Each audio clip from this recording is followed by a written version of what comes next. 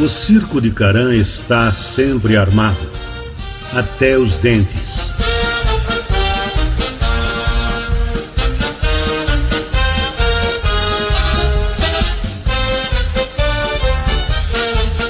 Ler Manuel Carlos Caran é invadir um mundo conhecido, mas jamais pisado pela humanidade.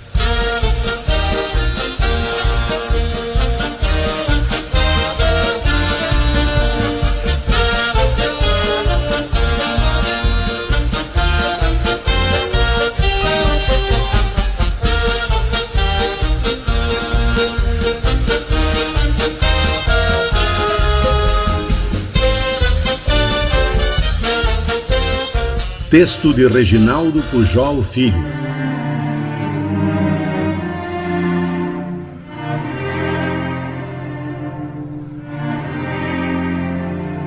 Uma obra que investiga as fraturas afetivas e sociais de personagens diante da consciência da morte e do enfrentamento com a solidão, numa reflexão sobre a passagem do tempo.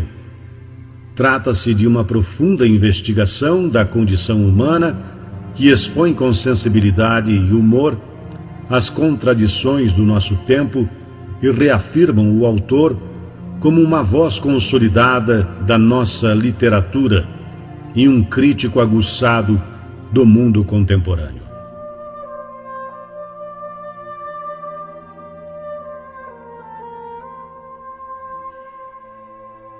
O texto apresentado, embora caiba na contracapa ou na orelha de uma boa quantidade de livros, felizmente não é um trecho de algum comentário à obra de Manuel Carlos Caran. Claro que esse tipo de construção pode ser resultado de preguiça ou falta de inspiração do resenhista, que pega um atalho quase universal para escrever em 5 minutos sobre um romance. Mas vamos combinar, esse atalho só existe porque a gente sabe que tem muito livro que se encaixa aí. Talvez isso seja força do tal espírito do tempo. Difícil escapar do mundo que nos cerca, do mundo onde cercamos os outros. Estamos todos juntos, reunidos nessa barca, no fim das contas. O famoso espírito do tempo é inescapável, mas também existe, e que bom que existe, o espírito de porco do tempo. E isso é um elogio. E agora começamos a falar de Manuel Carlos Caran. Começar a falar de Caran impõe um problema para mim. Não faz muito tempo que tive meu primeiro contato com este autor de dupla nacionalidade, como ele gostava de dizer, nascido em Rio do Sul, Santa Catarina, amadurecido em Curitiba, Paraná. Meu nome é Manuel Carlos Caran e eu tenho dupla nacionalidade. Eu nasci em Santa Catarina e vivo no Paraná. A família da minha mãe de Santa Catarina e do meu pai do Paraná. Eu, quando nasci em Santa Catarina, disseram assim, vai estudar em Curitiba. Aconteceu graças a outro bravo jornal paranaense, o Cândido, que resolveu, em 2012, fazer um coxudo dossiê sobre Manuel Carlos. Quem? Perguntei naquele dia. E depois li o conto Ilha de Nossa Senhora Fulana de Tal e outros nomes, e passei a achar que, mais do que ficar em dúvida sobre quem era Caran, eu precisava saber quem era Caran. O conto tinha uma síntese de boa parte do que vinha a descobrir mais tarde na obra do autor.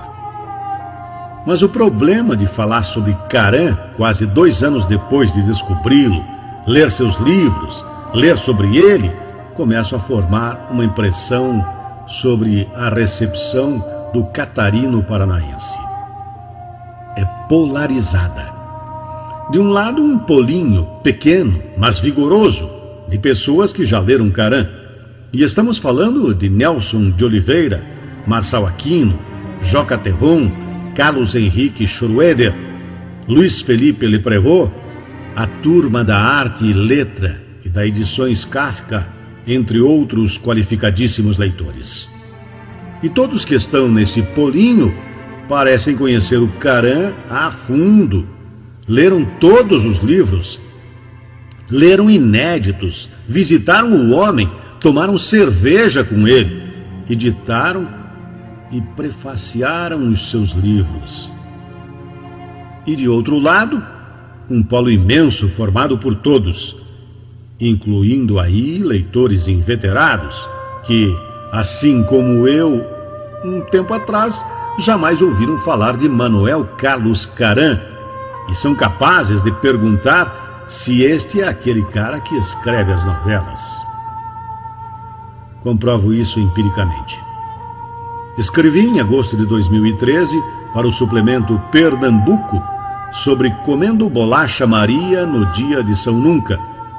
E quando contava para amigos escritores, para colegas de mestrado, para pessoas que gostam de ler e descobrir livros, ninguém fazia ideia do que se tratava. Portanto, chutisticamente estabeleço: ou se é especialista em Caran, ou não se conhece Caran. E eis meu problema. Estou no meio do caminho, não sou especialista e não desconheço, e vou falar sobre ele.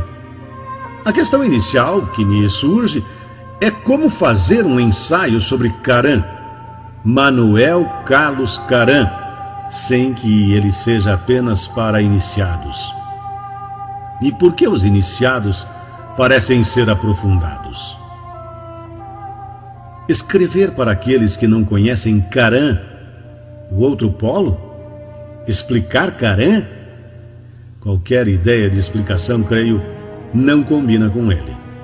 Não seria justo. Talvez o caminho seja apenas porque ler Caran. É uma responsabilidade nessa enxurrada diária de livros em que vivemos dizer para alguém: ei, pega esse livro aqui, não aquele. Só que é possível que, em alguma medida, eu acabe assim me aproximando de explicações, já disse, algo nada caraniano. Mas fazer o quê? Se eu fosse respeitar o autor e suas formas, é provável que este texto começasse com uma peça de teatro, em um quarto de ato, mesclasse com 3 fragmentos, que alguns chamariam de mini-contos, outros diriam aforismos, outros não entenderiam. Emendasse com uma reflexão sobre um conto de Borges e terminasse com uma série de 4 ou 5 perguntas, todas elas muito pertinentes e instigantes, sendo uma sobre o cultivo de batatas em Pamonhinhas do Leste. Então, algumas questões minhas sobre o que leio em Caran. O espírito de porco do nosso tempo. No comecinho da orelha, da reedição de Fontes Murmurantes, primeiro livro de Caran, Marçal Aquino diz: bem na hora em que, arejada pelos tempos de redemocratização do país, a literatura brasileira embarcava num frenético ajuste de contas com a realidade, ele entrou em cena e com este espantoso Fontes Murmurantes.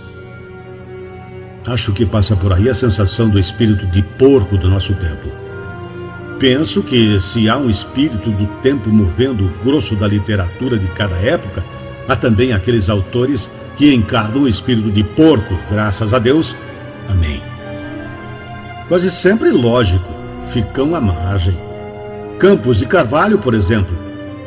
São esses caras que, acredito, se escrevessem exatamente o que escreveram em, digamos, espanhol, sentados num café de Buenos Aires, seriam muito cultos, sim, senhor. Mas resolveram fazer um portuguesinho e não falam da condição humana do jeito que a condição humana espera que se fale dela. E, portanto, por que o Caran não fez apenas um livro que desviou da régua de literatura nacional? Aliás, Fontes Murmurantes talvez seja o mais certinho da sua bibliografia, pelo menos da que eu conheço. Eu que comecei a lê-lo, vi comendo bolacha Maria no dia de São Nunca e pescoço ladeado por parafusos, livros absolutamente fragmentários, rebeldes, com qualquer ideia de gênero, ao começar o Fontes nas primeiras 30 páginas. Razoavelmente acompanhando a narrativa sobre o personagem Campos, mesmo que um personagem em que não se cresce barba e cabelo se desenvolvem assimetricamente, para dizer um mínimo de estranheza do universo proposto, ainda assim, dado o contraste que os outros livros já lidos, pensava: então o Caran antes contava histórias, narrava linearmente. Então veio o narrador, disse: mas os acontecimentos da cela seriam mais bem contados se o próprio Campos fizesse a narração. Sendo assim, coloca-se de lado a terceira pessoa e assume a primeira pessoa do singular de Campos. E eu, opa! Mas ainda era Campos, ainda era o protagonista.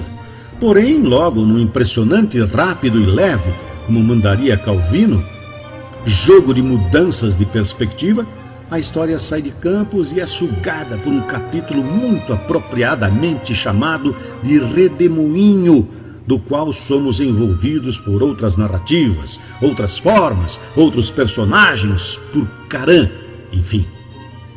E depois de escrever Fontes Murmurantes, a coisa seguiu nessa toada e se reforçou nos livros seguintes do autor, lançados bem depois da estreia.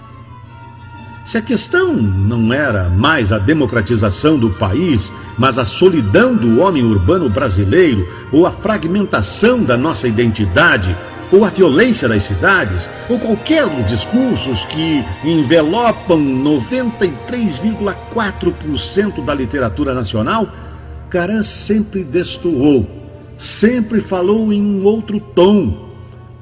Arredio a média, arredio a forma, arredio às modas. Galhofando de tudo e de todos, aparentemente descompromissado, mas no fundo profundamente compromissado com os leitores. E acho que consigo dizer por quê. O teatro como utopia para a literatura. Primeiro, uma tese rápida e talvez rasteira. Caran, antes de escrever livros, teve uma ligação figadal com o teatro. Escreveu, dirigiu, produziu muito nos anos 70 em Curitiba. É óbvia a sua relação com o teatro, mas acho que podemos ir um pouquinho além do óbvio. Para começar, a influência do teatro na literatura caraniana é o que eu quero arriscar aqui. Vai muito adiante da questão formal, da citação de autores, do uso de recursos de roteiro dramático em seus textos. Isso é evidente, basta ler Cebola, em que há esboços de peça, personagens, atores, referências ao Ionesco e outros dramaturgos. Ou verificar que a cena do personagem do jovem Campos jogando palito sozinho enquanto vigia o prisioneiro 3962 é uma reescrita da peça Doce Primavera do próprio Caran. Ou ainda, basta ler o sensacional monólogo Um Calcanhar Avariado e Outras Histórias, presentes em Comendo Bolacha Maria no dia de São Nunca. E com qualquer desses exemplos ou muitos outros, fica escarrada a presença do teatro nos livros de Manuel Carlos Caran. Mas me agrada pensar em algo menos visível no teatro como utopia conceitual, de gesto para a literatura de Caran. A ideia de que o cinema está para o realismo, assim como o teatro está para Caran. Eu chego lá. O cinema em geral, claro que há exercícios de abstração, não exige muito, ou não exige nada da nossa imaginação. Não é sugestão, apenas há. E o que é para ser visto, vemos. O que é para ser ouvido, ouvimos. A tia do teu lado do cinema, embora não pare de falar com o maridão, está vendo o mesmo personagem que tu. compenetrado cinéfilo. E levanto a hipótese de que, dentro da literatura, as ideias de realismo cumprem a mesma função, especialmente se postadas lado a lado com obras como a de Caran, ou ditos escritores de invenção ou experimentais. Nesse cenário, a literatura que prima pelo exercício de tentar relatar o real pede menos de nossa imaginação, porque pretende falar das coisas como elas são. O carro terá 4 rodas e vai andar, não voar. Sabemos disso. Temos a fotografia mental de um carro. As casas têm portas e janelas. Os meses têm 31, 30 e 28 dias. As semanas 7 e por aí adiante. Agora, do outro lado, quero crer que estão o teatro e Caran. O teatro é uma narrativa extremamente exigente e cúmplice com o espectador. Dizem que para contar qualquer história num palco, basta um ator e um texto. Um ator e um texto criam o mundo, o universo, pessoas ao seu redor. Podem tudo desde que o espectador esteja aberto e disposto a imaginar. Haver o filme na sua cabeça. Ou seja, desde que o espectador queira imagens prontas e apenas digerir, desde que ele queira aprender a ver o que se propõe no palco. Literaturas como a de Manuel Carlos Caran também têm esse quê de desafio, cumplicidade e convite para o leitor. E não é recomendável para preguiçosos. Quero ler uma boa história para descansar, que eu tive um dia pesado. E, desculpe aí, amigo, infelizmente mesmo, porque você vai perder. Não posso te indicar o Caran. Seus livros estão permanentemente querendo testar a lógica, invertendo raciocínios, te perguntando quem é o culpado pelo calo, o sapato ou o pé? Há 15 personagens vivendo em uma casa sem janelas ou portas para fora. Há uma guerra contra os taedos que escrevem o 9 assim, 7. Há uma cidade chamada Alhures do Sul. Há que abrir a cabeça e botar para pensar. E é nesse sentido que eu disse lá no final do bloco anterior que o Caran, na sua literatura em registro cômico, possui um profundo compromisso com o leitor, porque ela dá uma sacudida na tua pasmaceira. Te tira de uma acomodação com formas prontas do pensamento fácil para ninguém ficar, acreditando que todo mundo no mundo continua normal, naturalista, realista, com a audiência pode continuar respirando alegremente que o ar não está no fim. Como diz, a certa altura, encomendo bolacha Maria. Aliás, esse é um ponto que julgo muito importante em Caran. O nonsense que faz todo sentido. Caran é irmão de Kafka, de Montpiton, de Vonnegut, de Gonçalo M. Tavares, Beck, de Cortázar, de Borges, Campos de Carvalho e quem me dera ser seu irmão também. Me perdoem os puristas, mas coloco todos esses outros na mesma prateleira. Se não por motivos estritamente afetivos que seja, e será, pela forma absolutamente natural com que o absurdo aparece em seus trabalhos. E como, acredito, isso faz um bem danado para as ideias. Ao ler Caran, não é permitido acostumar-se com a forma do texto que está sendo lido. Começa com uma narrativa literária e vira em seguida algo teatral que pode se converter em pequenos contos de menos de meia página e retomar a narrativa inicial, num registro um pouco diferente, e por aí adiante. Isso se dá na forma. E nas histórias não é diferente. Tramas abrem e não se fecham. Momento como a peça foi interrompida no meio do primeiro ato para que os atores apresentassem o boletim do tempo expedido pelo serviço de meteorologia. Havia uma informação importante. A chuva prevista para o dia seguinte já havia começado. Se acumularam. Ah, esse povo, os taedos em geral, inimigos do narrador, que festejam o dia de Santa Padroeira número 2. Aliás, santas e padroeiras alternativas são o motivo que se repete livro após livro. Tem o animal fantástico de nome Batatinha, mas que um dos personagens de Cebola chama carinhosamente de Merdinha, que possui bico, penas e pelos, 2 patas traseiras esquerdas, mia, chilreia, uiva, tem chifres e nos dá acesso aos seus pensamentos. Aliás, Batatinha e outros personagens estão em uma casa onde não existem portas e janelas para o lado de fora e não sabem como foram parar lá e vivem incêndios anunciados por caixas de som. Alguém transformado em inseto, animais chamados crosnópios, Plon, Ubkbar, Orbis, Tertius, The Ministry of Silly Walks.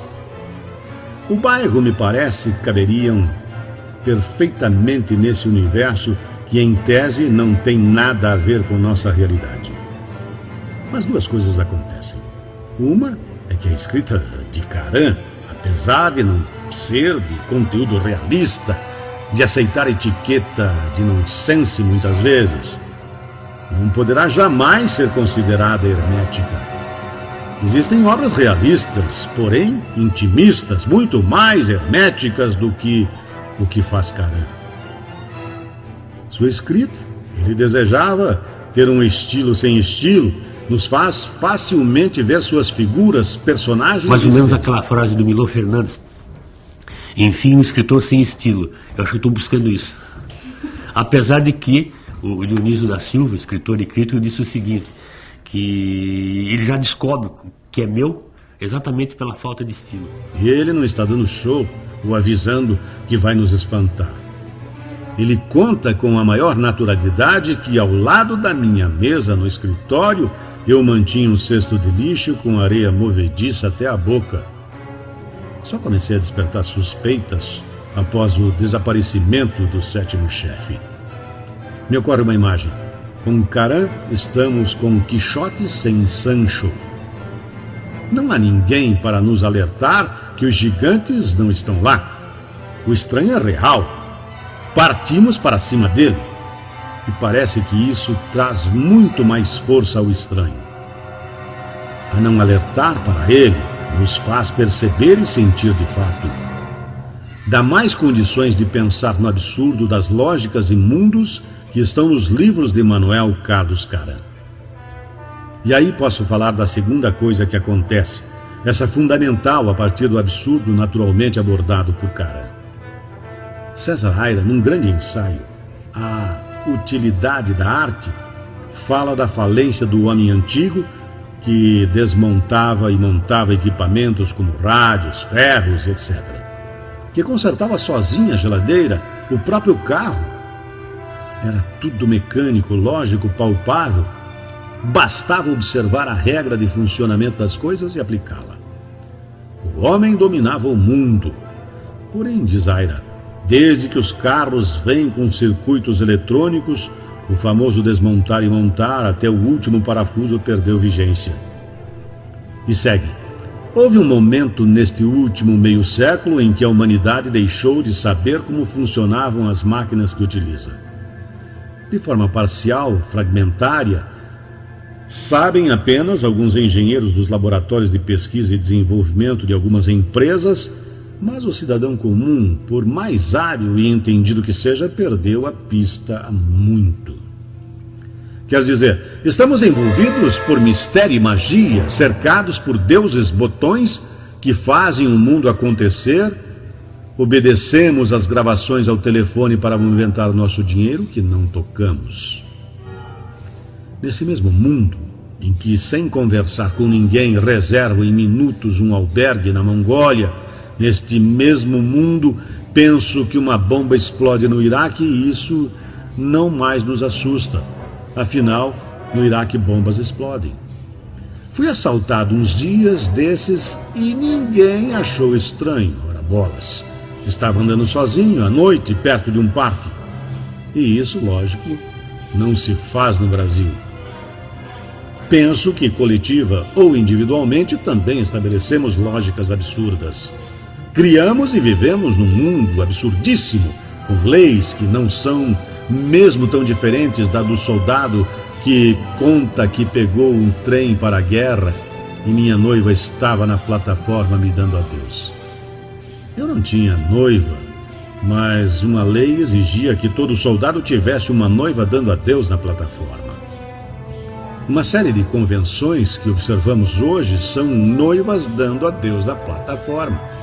Mas, por algum motivo, sobrevivência não dá para querer saber tudo.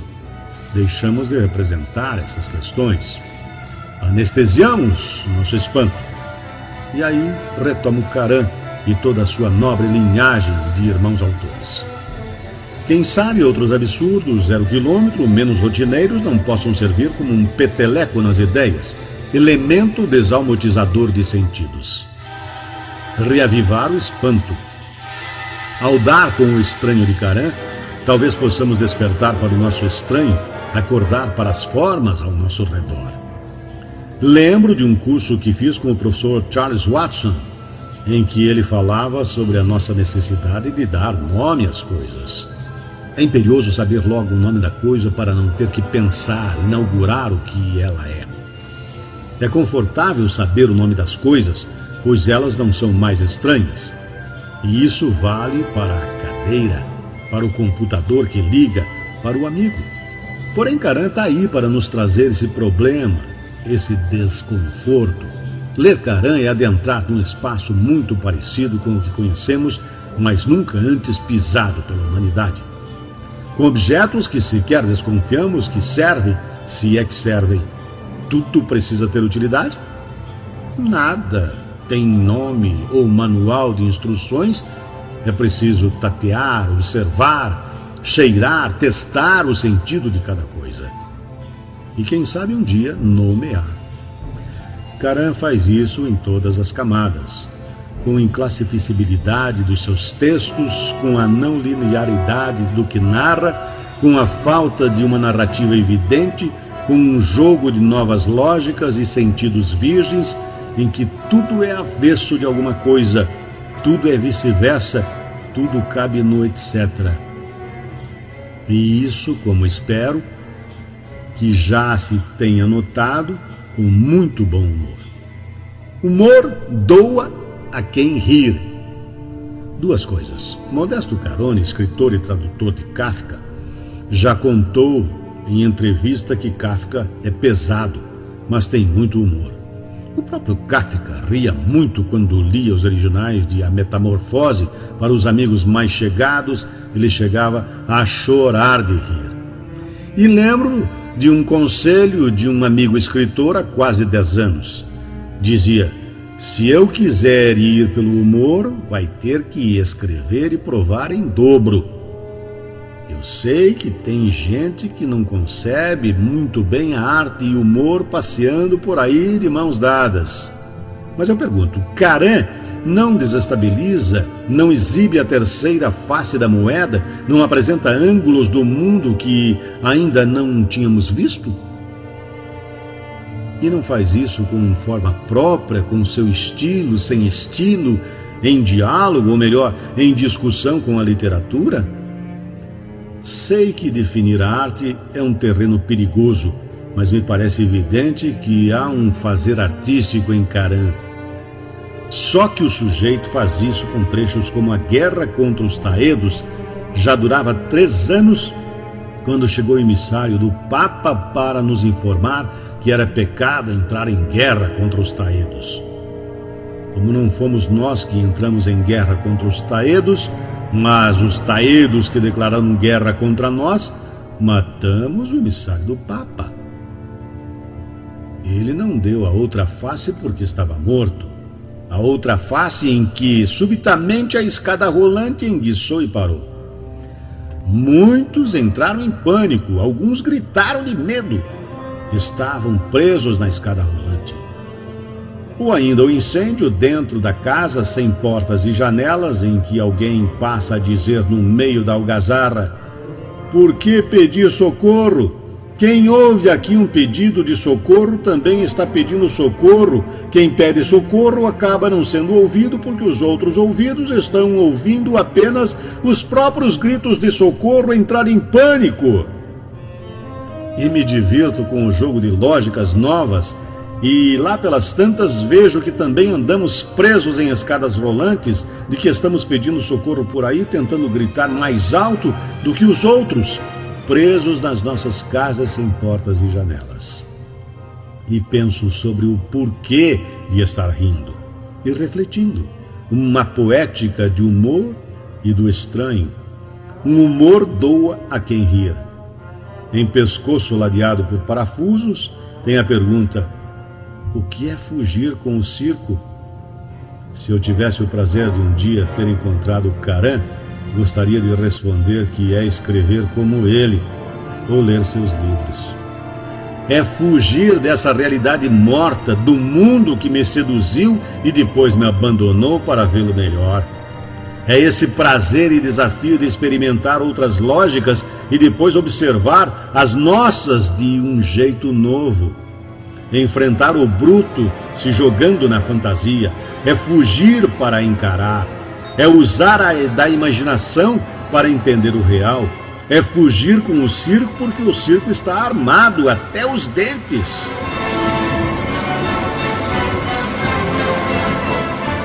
Manuel Carlos Caran, estas palmas são para você.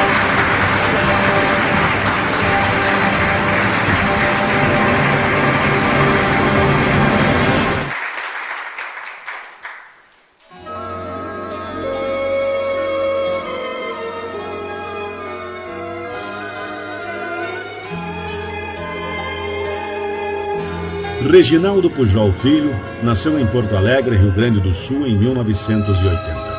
Publicou os livros Azar do Personagem, em 2007, e Quero Ser Reginaldo Pujol Filho, em 2010.